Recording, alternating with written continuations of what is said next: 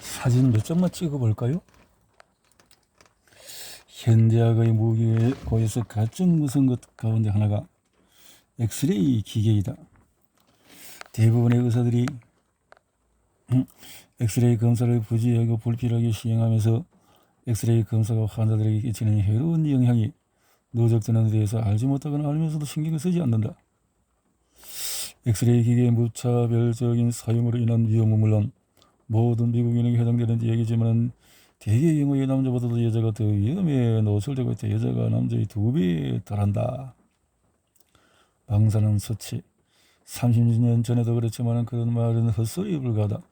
모든 의사들은 여성에게 해를 끼치지 않을 정도로 안전한 최소 방사능 라벨은 아예 없다는 사실을 반드시 알고 있어야 한다. 또한 방사능 영향은 몸에 적격되기 때문에 한번 엑스레이 사진을 찍을 때의 방사능의 양이 중요한 것이 아니라 평생 찍었던 엑스레이가 모두 함께 결합이 되어 환자의 몸에 손상을 입히거나 심지어 환자의 몸을 파괴할 수 있다는 사실을 의사들은 반드시 알고 있어야 한다. 정말이지 무서운 일이다. 평생 동안 의사나 치과 의사는 여러분이 여태까지 찍은 엑스레이 사진으로 받은 영향에 계속해서 조금씩 영향을 더해간다. 그렇지만 20년, 30년 후 소량의 방사능 축적된 결과 이방암과 같은 돌이킬 수 없는 피해가 나타날 때까지 여러분은 그 사실 자체를 모르고 있는 것이다. 의사들은 진단을 내리거나 생명을 위협하는 질병을 치료하는데 엑스레이 사진이 매우 유용하다는 뻔히 들여다보이는 거짓말을 하기를 좋아한다. 그렇지만 국립연구소 보건학 칼 모건 박사는 그것이 의료 도구가 가장 오용되는 사례 중의 하나라고 말한다. 의사들은 엑스레이 검사가 얼마나 오용되고 있는지를 결코 말해주지 않을 것이다. 하지만 여러분은 알 거리가 있기 때문에 내가 대신 말하고자 한다. 자, 연쇄상 고견에 감염되면 기본적으로 3가지 주요한 증상이 나타난다. 고열, 편도, 후방에 생기는 고름, 그리고 임파선이 커지고 붓는 현상. 그렇지만 인후염에 걸린 아이를 소아과에 들어가면 실제로 무슨 일이 생길까? 그 즉시 의사는 평범한 사례를 극단적으로 만들어서 일반적인 증상에 관계없이 인후 배양 검사를 한다. 5명에서 1명에서 연쇄성 고경 바테리가 나타날 것이고 의사는 인후 배양에서 양성 반응이 나타난 것이 인후염이 연쇄성 고경 때문이라는 것을 뜻한다는 논리적인 비약이 심한 결론을 낼 것이다. 의사의 머릿속에는 연쇄성 고경에 감염되면 반드시 페니실린을 처방해야 한다는 등식이 있다. 페니실린은 열흘 동안에 성질이 복용하지 않으면 효과가 전혀 없다. 어쩌면 의사는 아이가 신염, 부종으로서 걸렸는지 여부를 확인하기 위해서 소변 검사를 할지도 모른다. 확실한 것은 의사가 페니실린이 효과를 발휘했는지 보기 위해 다시 인후 배양 검사를 할 수 있도록 열흘 후에 또 오라고 할 거라는 사실이다. 페니실린을 복용하라는 말을 들은 아이들의 어머니 5명 중 4명은 약을 열흘 동안에 성실하게 복용시키지 않는다. 그럼 부비, 동염, 코막힘 이런 것들이 초기 합병증은 피할 수 있을지 모르지만 더욱 심각한 것은 추후에 합병증 이런 것들이 예방할 수 없다. 그렇지만 어쨌든 인후염은 없어질 테고 엄마들은 질병도 아닌 것을 치료한 의사에게 감사하는 마음으로 페니실린과 2번의 인후 배양 검사비 그리고 2번의 진료비를 기꺼이 지출할 것이다. 검사의 오용은 환자들에게 쓸데없는 비용을 지출시킬 망정 건강이라는 측면에서는 상대적으로 무해하다. 그런데 문제는 의사의 도움이 필요한 환자의 실제 위험을 진단할 수 있는 임상적인 평가와 판단을 검사로 대체하는 일이 너무 많다는 데 있다. 그렇다 할지라도 모든 검사가 과학적으로 유용하고 정확하게 해독되기만 한다면 환자가 위험에 처하는 일은 없겠지만 그렇게 못한 경우가 너무나 많다. 의사가 임상적인 평가를 무시하고 지나치게 검사에만 의존한다면 검사 결과가 부정확할 경우에 여러분의 건강이 위험하게 된다. 어쩌면 여러분의 질병이 치유되지 않은 채 남아있을 수도 있다. 어쩌면 불필요한 수술이나 처치의 희생자가 될 수도 있다. 검사가 일상적인 것이 되어버리면 의사는 검사에 너무 의존하여 스스로 사과하기를 멈춰버리는 경향이 있다. 그런 상황이 좀 더 진행되면 의사는 검사를 시행하도록 지시하고 나면은 스스로의 책무는 끝났다는 듯이 검사 결과를 보지도 않는다. 믿기지 않는다고? 한 연구소에서는 수백 명에 달하는 환자들이 몇 억의 양성을 보였다는 혈전 검사 결과를 의사들에게 발송하는 실험을 해보고 그 결과를 받은 의사들은 3, 4명이 철저히 검토하고 그렇다는 거죠. 보고서를 읽었다면 환자들에게 자 이렇게 내 경험에 비춰보면 의사가 검사에 의존하는 정도와 일상적인 기술은 대부분 반비례한다. 우리가 수많은 의사들이 환자에게 비상적인 이야기만 듣고 더욱더 비상적인 신체 검사만 시행한다. 그리고는 일련의 검사를 지시한다. 가장 신뢰성이 높은 진단 방법이 무엇이 되고 있다는 것을 생각하면 대단히 비극적인 일이다. 내 과거의 경험이나 내가 존경하는 모든 의사들의 경우를 생각해 볼 때 약 75%의 환자들은 과거의 병력만 가지고도 진단이 가능하다. 15%는 신체 검사를 통해서 그리고 5%는 실험실 검사를 통해서 진단할 수 있다. 그리고 나머지 5% 되는 환자들이 가지고 있는 질병은 이런 방법으로는 진단할 수가 없다. 이런 비율을 놓고 생각해 보면 의사는 분명히 전통적인 진단 수단에 가장 큰 비중을 두어야 한다. 그런데 왜 그렇게 하지 않을까? 동료 의사들의 마음을 읽을 수는 없지만 내가 생각하기에는 이유가 명백한 것 같다. 완벽한 병력을 정사하고 신체 검사를 철저하게 하려면 시간이 너무 많이 걸린다. 그리고 이는 의사에게는 최소한의 수입밖에 생기지 않는 진단 방법이다. 이윤을 극대화하고자 하는 의사들은 엄청난 진단 설비를 설치하고 저임금 여성 노동자를 고용해서 일련의 테스트를 시행함으로써 자신의 시간은 절약하면서도 엄청난 이윤을 기계를 통해서 가지고 있다. 뇌파 검사만으로는 간질을 진단하기 미미한 뇌 손상을 진단할 수 없다는 연구 결과도 있는데도 이 기계를 가진 병원의 의사들은 이런 목적을 위해서 쉬지 않고 기계를 가동한다. 1970년 존스 홉킨스 의대의 소아신경학자 2명은 연구 결과를 발표하면서 뇌파 검사가 너무나 남용되고 너무 과용되고 있다고 언급했다. 또한 그들은 이 검사의 수익성이 높기 때문에 기기를 설치하는 병원이 급증하고 있으며 결과적으로 자격이 없는 사람들이 EEG 검사를 실시하는 일이 늘어나고 있다는 말을 덧붙였다.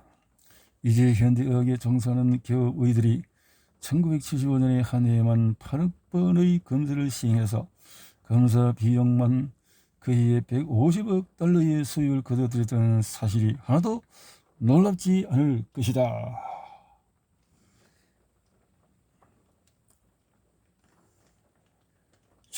아스피린을 처방한다면 정말 극단적인 경우여야 한다. 아스피린.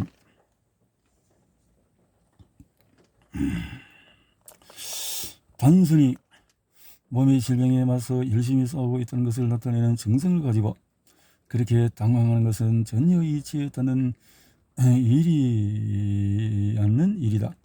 사실 암이나 일부 질병에 대한 처치를 할 때 높은 체온으로 인위적으로 떨어뜨린다 하지만은 아이가 아파서 엄마들이 의사에게 전화를 했을 때도 의사가 하는 질문이 대개 아이의 체온을 재어보는가? 체온이 몇 도나 되는가 하는 것 등인데 그 질문에는 그다지 유용한 증거를 얻을 수가 없다. 큰 해가 없는 많은 병들이 고열을 동반하기는 하지만 실상은 하나도 걱정할 필요가 없다. 그 한 예가 장미진 모세혈관이 충혈되어서 나타나는 장밋빛 작은 반점으로 콜레라나 장티푸스, 발진티푸스, 매독 등에 감염되었을 때 주로 발생하는 것 같은 병이다. 그렇지만 생명이 위험한 병 가운데 하나인 기력성 내막염 같은 데 걸렸을 때는 전혀 열이 나지 않는다.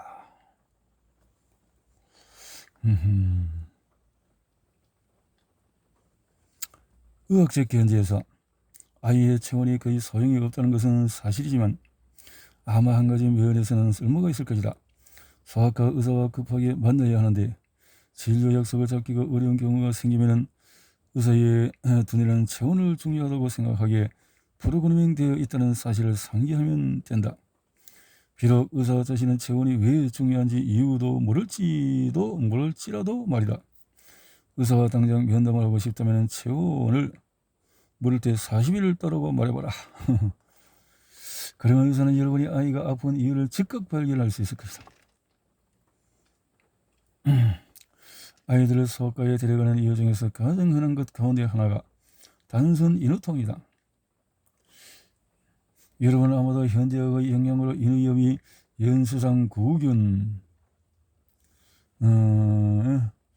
감염되면 나타나는 증상이며 또 심해지면 류머티즘열로 발전할 수 있다고 믿고 있을 것이다. 나라면 연수상구균에 대한 이 판에 박힌 이야기들이 실은 신기루에 불과하다고 말할 것이다. 나는 예전에 이 병을 종종 $100 병이라고 부르곤 했다. 그렇게 생각한 것이 몇 년 전이니 지금쯤은 아마도 $200 병이 되었을 것이다. 왜 이것이 신기루인가? 나는 두 가지 이유를 제시하고자 한다. 우선 연수상 구균이 류머티즘열을 예방한다는 명확한 과학적인 증거가 없다. 류머티즘열은 매우 가난한 계층을 제외하면 대단히 희귀하게 발생하는 병이다. 두 번째로 대부분의 엄마들은 모르겠지만 의사들은 분명히 알고 있다는 사실이 있다. 겨울철에는 언제든지 전체 어린이 20% 이상의 목에 연수상 구균 박테리아가 존재하는데 그러면서도 그들에게는 아무런 증상이 나타나지 않는다. 그렇다고 해서 그 어린이에게 병이 감염? 아니라는 거지. 키나 몸무게처럼 건강 도중에 일상적으로 측정하는 수치들도 도움이 되는 경우보다는 환자의 감정을 상하게 하는 경우가 많다. 만약 여러분에게 열이 있다면 의사는 어서 비누로 열을 내리려고 할 것이다. 이는 생물학적인 기본 원칙을 무시하는 행위이다.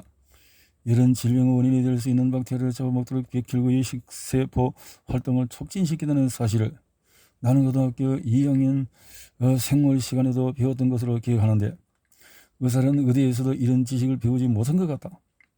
체온이 위험할 정도로 높아지지 않은 한 인위적으로 신체 열을 떨어뜨려 이 과정에 개입할 필요가 없다.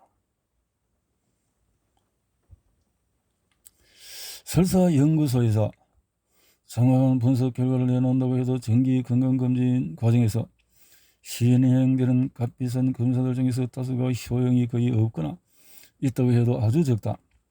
1975년 병원에 입원하는 환자들에게 일상적으로 시행하는 제각기 다른 혈액검사 20가지의 효용을 평가하기 위한 연구가 실시되었다. 1000건의 경우를 검토했는데 그 검사가 도움이 된 사람은 전체 환자 중에서 단 한 명밖에 없었다.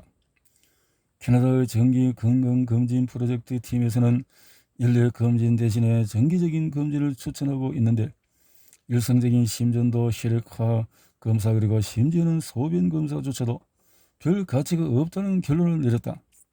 물론 모든 정기적인 검사들이 도움이 되는 환자들도 있을 것이다. 하지만 이 검사들에서 도출되는 부정확한 결과를 생각해 보면 도움을 받는 사람보다는 피해를 입는 사람이 훨씬 더 많다고 할 수가 있다.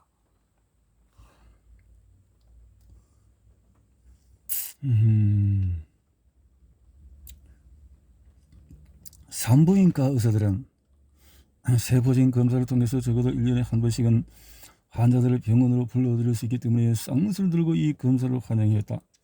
수많은 연구 결과는 테스트의 실제 효용에 의문을 제기하고 있지만 의사들로서는 환자에게 개입할 수많은 기회를 제공하는 연례 검사를 마다할 이유가 없었다.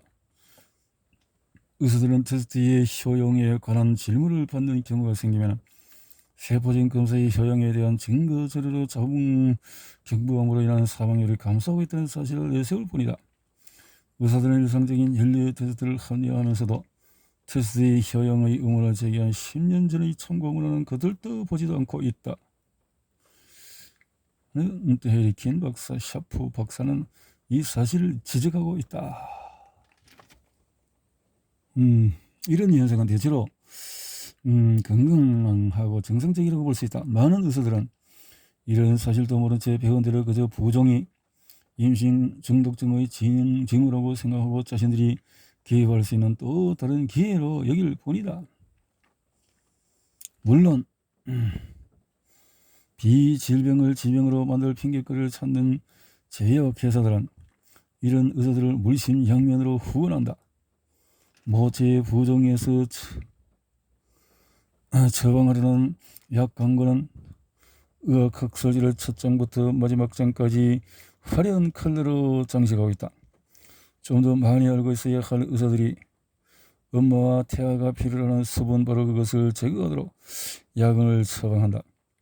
임신한 여성을 진료하는 의사 90%가 이뇨제를 처방하고 있고 매년 약 200만 명이나 되는 여성들이 그 약을 복용하고 있다.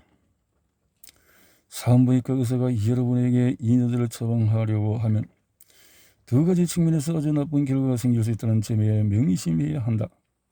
먼저 부종이 없는 엄마에게서 태어난 유아의 사망률이 여분의 수분을 계속 섭취했던 엄마에게서 태어난 유아의 사망률보다도 50%가 더 높다.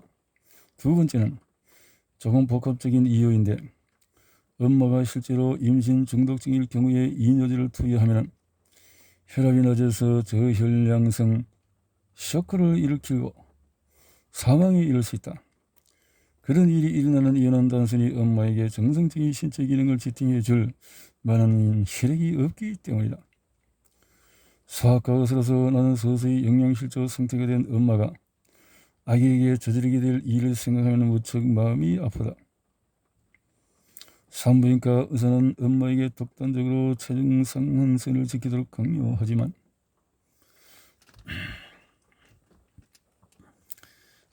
엄마는 태아 체장이 가장 크게 증가해야 할 시기에 식품 섭취를 줄이라는 압력을 받게 될 것이다.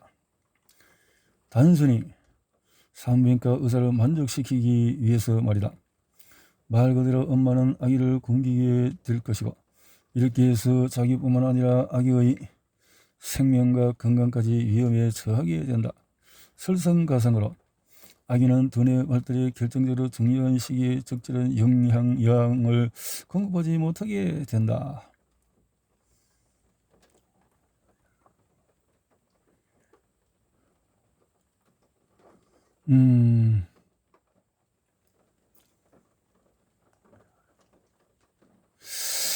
저체중인 아기를 낳지 않기 위해 엄마가 할 수 있는 최선의 방법은 양질의 음식으로 식이요법을 하는 것이다.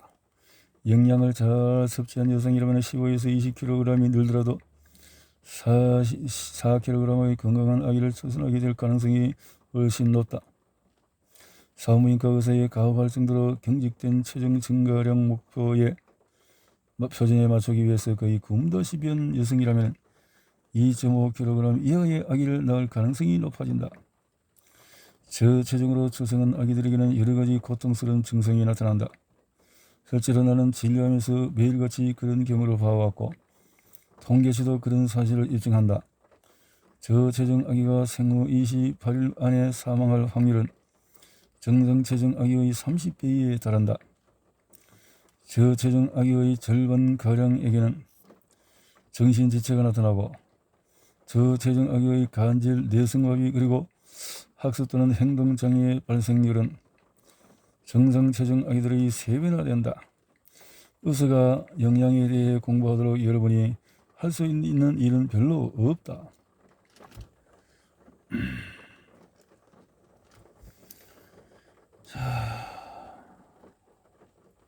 여러분이 공부를 했다고 해서 주치의 태도를 변화시킬 수는 없을 것이다. 결국 당신이 의사요? 하는 질문이 되돌아올 것이다. 그렇지만 사실을 공부해야 된다면 설사 주치의가 몸이 좋지 않은 의학적인 충고를 하더라도 여러분이 건강한 아기를 낳는 데는 도움이 될 것이다.